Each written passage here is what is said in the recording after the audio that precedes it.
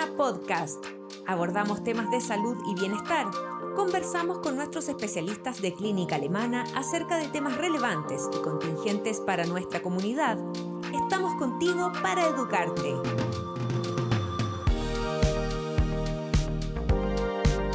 ¿Cómo están? Bienvenidos a un nuevo Alemana Podcast. En esta ocasión nos encontramos con la doctora María Gabriela Doberti y el doctor Nicolás Crisosto, ambos endocrinólogos de clínica alemana, con quienes conversaremos sobre el hipotiroidismo y cómo afecta en tu cuerpo.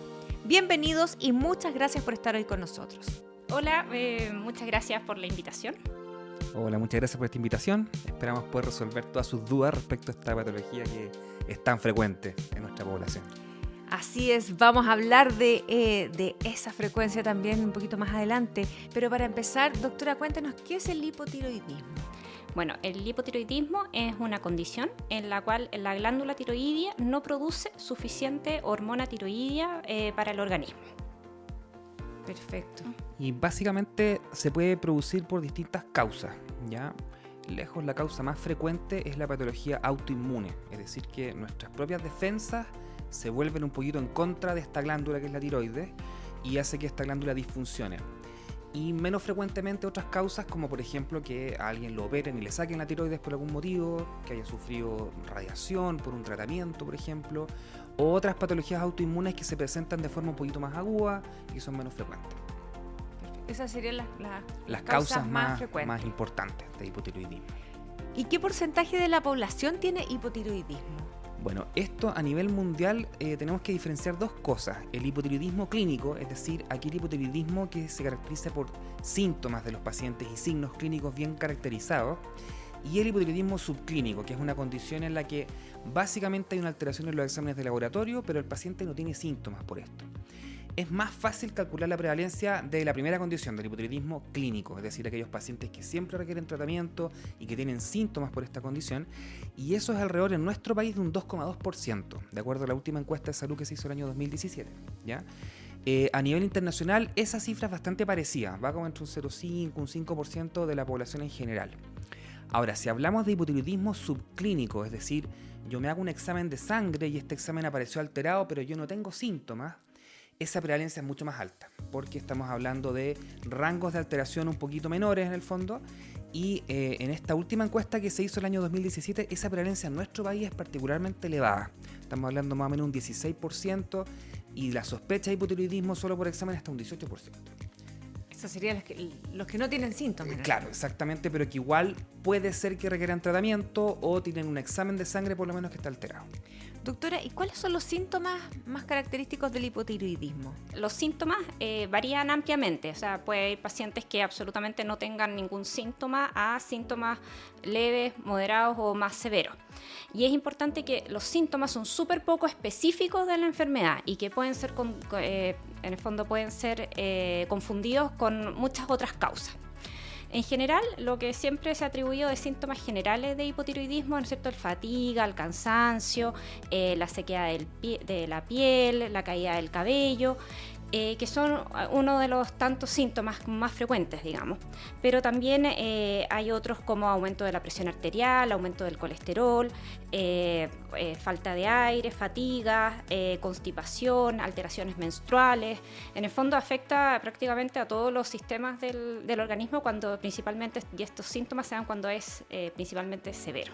O sea, también se pueden confundir con muchas otras patologías. Exactamente, sí.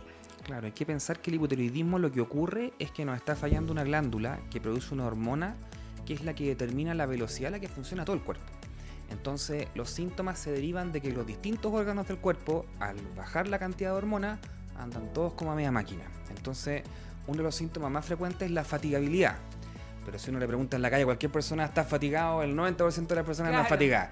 Entonces, mucha gente llega a la consulta pensando que tiene un hipotiroidismo por este tipo de síntomas más inespecíficos.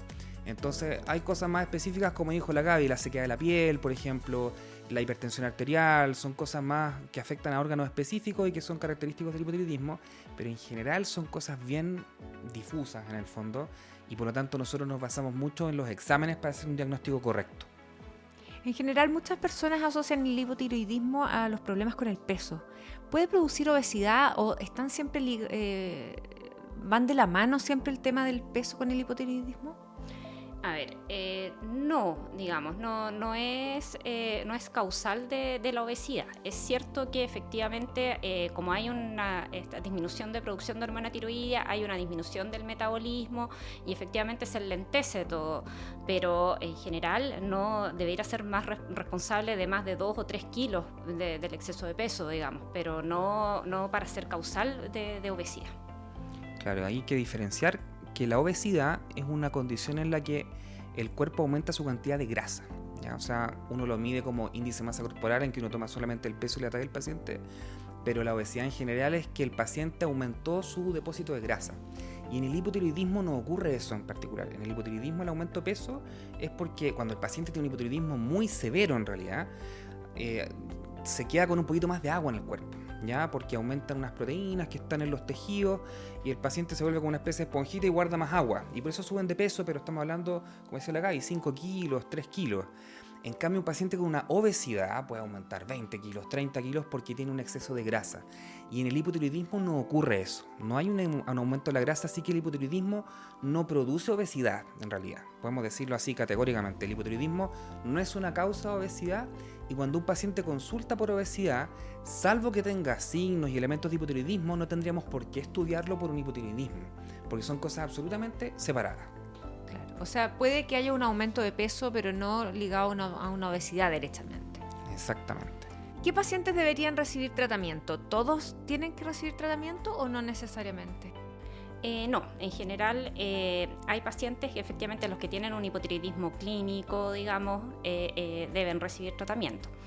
Pero nosotros ocupamos, como hay esta gama de síntomas que pueden o no ser atribuidos, nosotros nos basamos tanto para el diagnóstico con el examen de sangre, que ocupamos la TSH, que es la hormona tiroestimulante.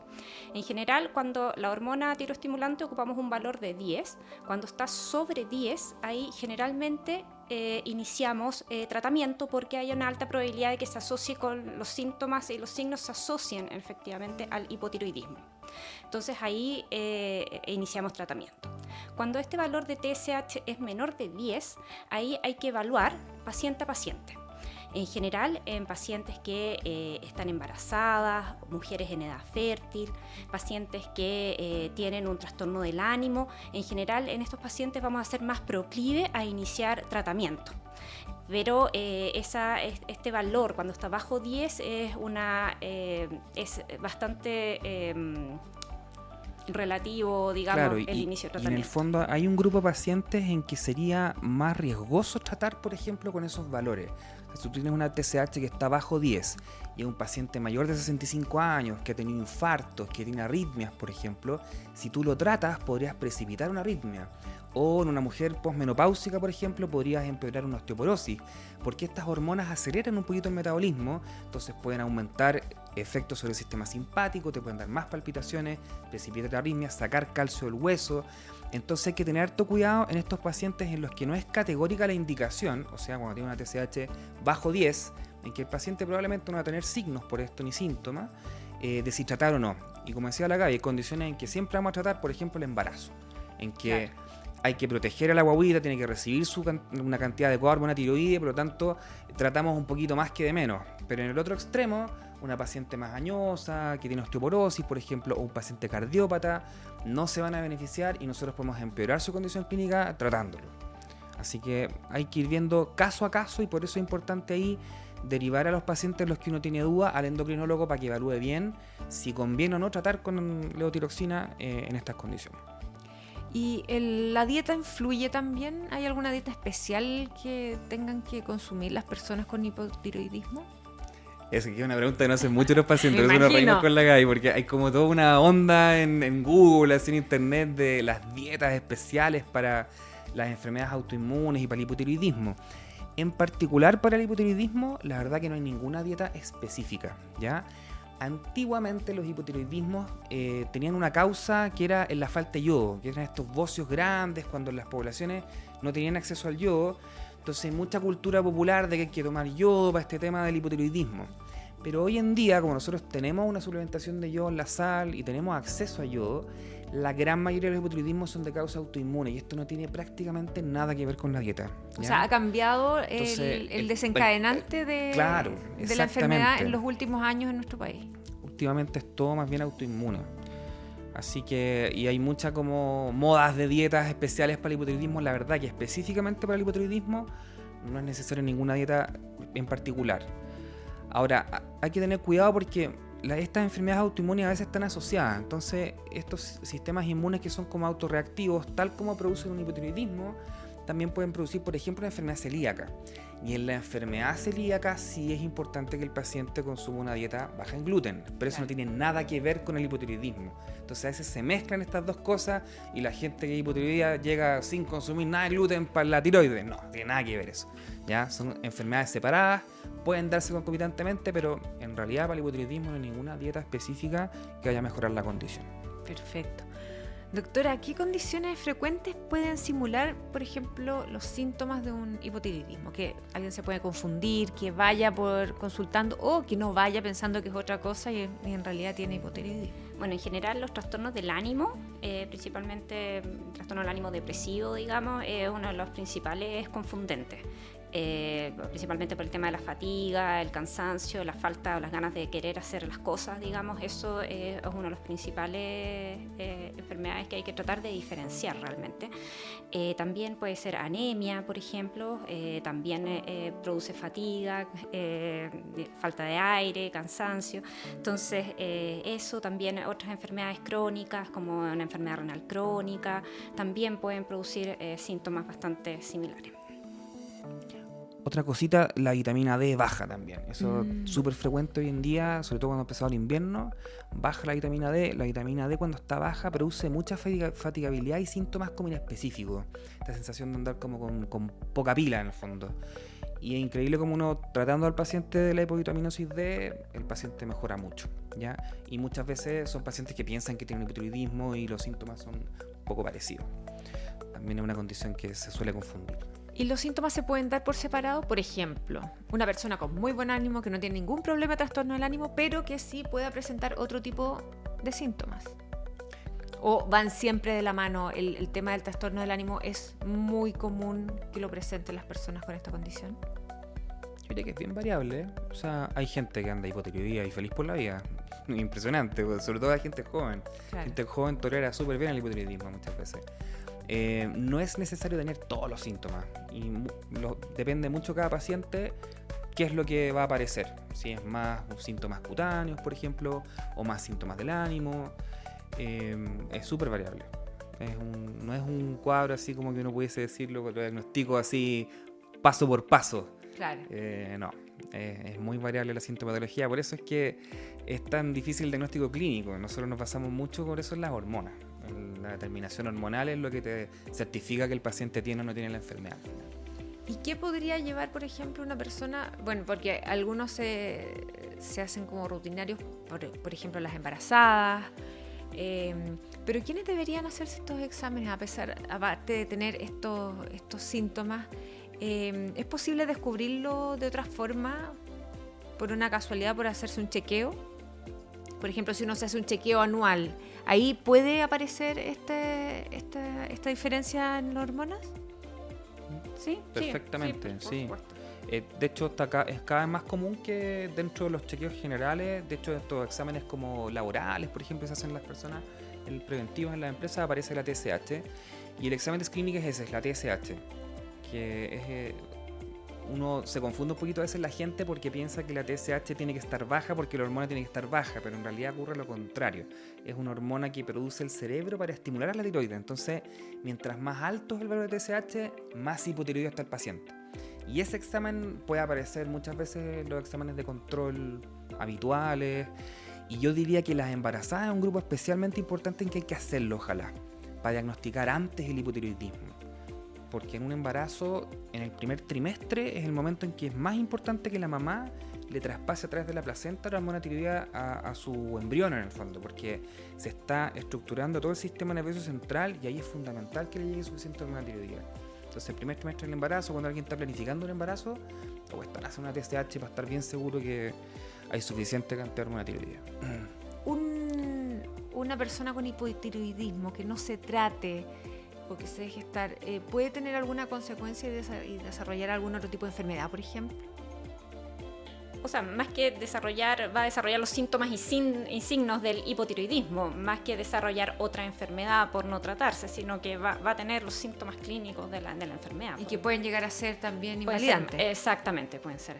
Claro, tú puedes llegar a la UCI por un hipotiroidismo. Exacto. O sea, el extremo de desarrollo de un hipotiroidismo no tratado se llama el coma mixedematoso, que es un paciente habitualmente añoso que nunca supo que tenía hipotiroidismo, nunca se trató y le dio, por ejemplo, una neumonía o se agregó otra enfermedad y el paciente llega a la UCI con falla ventilatoria, con shock cardiogénico, en el fondo con un montón de complicaciones muy severas. O sea, el hipotiroidismo que no se trata nunca tiene mortalidad y tiene alta morbilidad.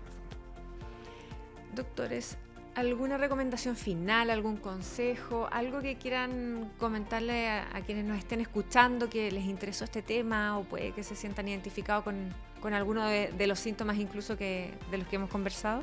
Lo primero es que el hipotiroidismo es una enfermedad que es muy fácil de diagnosticar y tratar, ¿ya? Así que no tengan susto, no es una enfermedad grave, pero sí es importante tratarla a tiempo antes de que aparezcan todos los síntomas y signos. Y hoy en día contamos con exámenes de pesquisa que logran identificar la enfermedad en una etapa muy precoz. Así que la gran mayoría de los pacientes hoy en día no van a tener muchos síntomas y los vamos a tratar con suficiente anticipación, ¿ya? Lo otro, el hipotiroidismo no produce obesidad, ¿ya? Y sobre todo los pacientes que están en tratamiento con hormona tiroidea no tienen por qué tener más obesidad que un paciente que no tiene el hipotiroidismo, porque estando en tratamiento la enfermedad se comporta igual que una persona normal, o sea, no tiene por qué tener cambios en su metabolismo si se toma bien los medicamentos, ¿ya? Y hay un cierto grupo de pacientes que están en más riesgo, pero que haciendo el screening lo vamos a identificar a tiempo. Así que nada más, pues. Ojalá que hayamos logrado resolver algunas dudas y a informarse de esta patología que es bien prevalente, pero que, como les digo, es una cosa sencilla de tratar y en buenas manos anda súper bien. Perfecto. Doctora Doberti, doctor Crisosto, muchas gracias por estar hoy con nosotros, por conversar este tema y hacerlo tan fácil para entender, para que nos estamos enterando de todos sus detalles. Muchas gracias. Súper, gracias. Encantado de estar aquí en esta conversación. Por nuestra parte, nos despedimos y les recordamos activar las notificaciones y compartir este contenido entre sus contactos, familiares o quienes crean que esta información sea de su interés. Hasta una próxima ocasión y nos encontramos en un nuevo Alemana Podcast.